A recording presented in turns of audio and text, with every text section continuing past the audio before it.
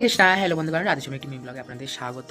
আমি সন্ধ্যেবেলা আর কালকে হচ্ছে গীতা জয়ন্তী উৎসব, তাই এখন ভগবানের ড্রেস চেঞ্জ করতে এসেছি। সকালবেলা সময় পাবো না বলে আর ড্রেসটা চেঞ্জ করার আগে ড্রেসটা ইস্ত্রি করে নেবো। চল তোমরা আমার ভিডিওটা দেখতে থাকো।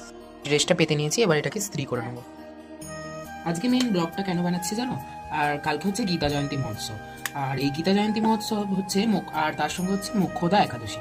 এই মোক্ষদা একাদশীর দিন ভগবান শ্রীকৃষ্ণ কুরুক্ষেত্রের যুদ্ধের মধ্যে অর্জুনকে এই গীতার জ্ঞান প্রদান করেছিলেন। তাই জন্য এই দিনে বলা হয় যারা ভগবানের জন্য গীতা তাদেরকে বলছি যা এটা কথাটা, যারা ওই গীতা জল তুলসী দিয়ে আর ফুল দিয়ে তুলে রাখে তাদের জন্য কিন্তু এইভাবে গীতা জয়ন্তী পালন করলে কিন্তু আমাদের হবে না। গীতা জয়ন্তী পালন করার জন্য আমাদেরকে গীতার একটা অক্ষর অন্তত বা একটা শ্লোক অন্তত আমাদের পড়তে হবে। আর যারা সব পড়তে পারে তাদের তো কোনো কথাই নেই। তাই কালকে সকলকে আমি জানাতে চাই যে কাল গীতা জয়ন্তী মহোৎসব, সকলে গীতা জয়ন্তীর দিন গীতা পাঠ করুন এবং গীতা দান করুন, এবং একটি হলেও গীতা দান করুন, এবং একটি শ্লোক হলেও গীতার পাঠ করুন।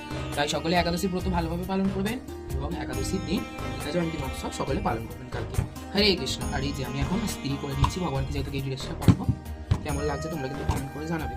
আর যে পাঁচটাও এবার স্ত্রী করে নিচ্ছি। আর তোমরা অনেকেই বলবে যে স্ত্রী কেন করছো দাদা, স্ত্রী করার কি দরকার আছে, ভগবানকে এমনি স্ত্রী ছাড়া ড্রেস পরানো যায় না?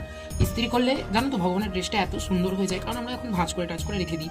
এবার স্ত্রী করে পরালে সুন্দর লাগে ড্রেসটা, এত সুন্দর লাগে ড্রেসটা পরানোর পর কি বলবো।